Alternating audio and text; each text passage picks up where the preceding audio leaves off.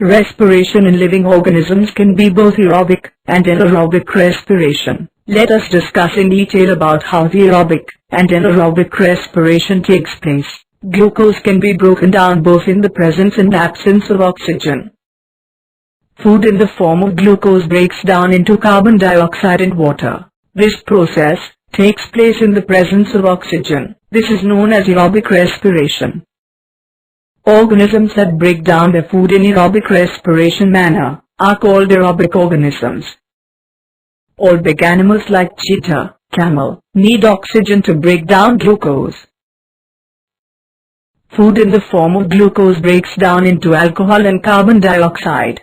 This process takes place in the absence of oxygen. This is known as anaerobic respiration. Organisms that break down their food in anaerobic respiration manner are called anaerobic organisms.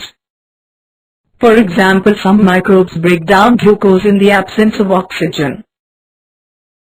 Now let us discuss how the respiration takes place in both aerobic and anaerobic organisms.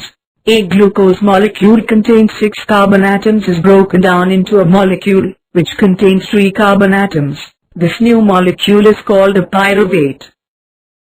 This entire process takes place in the cytoplasm of the organism. In aerobic organisms, the pyruvate molecule is further broken down in the mitochondria of a cell.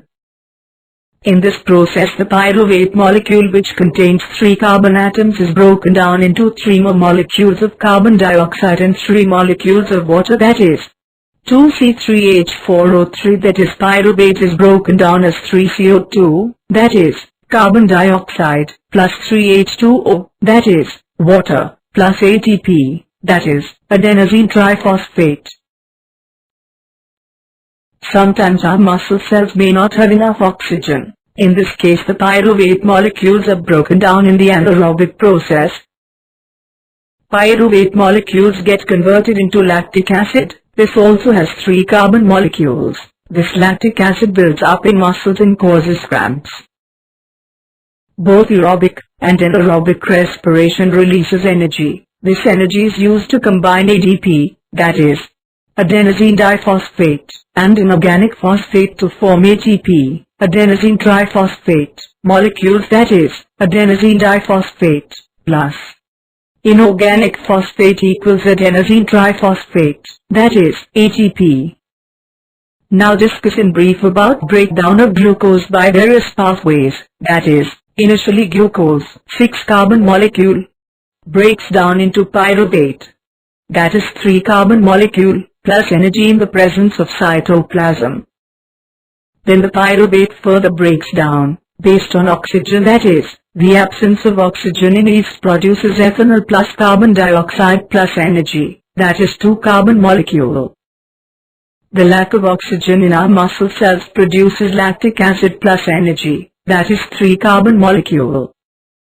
The presence of oxygen in mitochondria produces carbon dioxide plus water plus energy. Note, the energy released in the aerobic process is 19 times greater than in the anaerobic process. For better understanding about ATP, that is, adenosine triphosphate, let us discuss in brief about ATP, that is, adenosine triphosphate, and its functioning. ATP, that is, adenosine triphosphate, is the molecular currency for the transfer of energy in most of the cellular processes. When the terminal phosphate linkage in ATP, that is, adenosine triphosphate, is broken using water, energy equivalent to 30.5 kilojoules per mole is released.